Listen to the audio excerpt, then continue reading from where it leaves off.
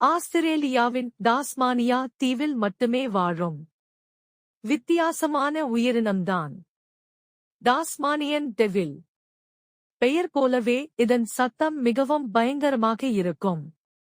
இது கோபமாக இருந்தால் குரல் கத்தும் போல ஒலிக்கும்.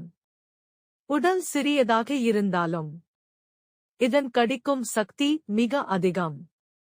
எலும்புகளையே நொறுக்கும் அளவுக்கு இதன் தாடை வலிமை கொண்டது.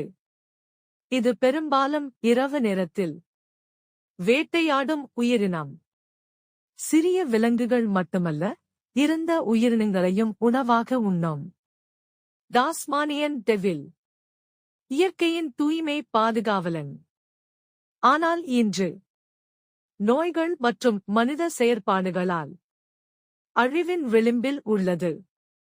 இந்த வித்தியாசமான உயிரினத்தை பாதுகாப்பது நமது பொறுப்பு.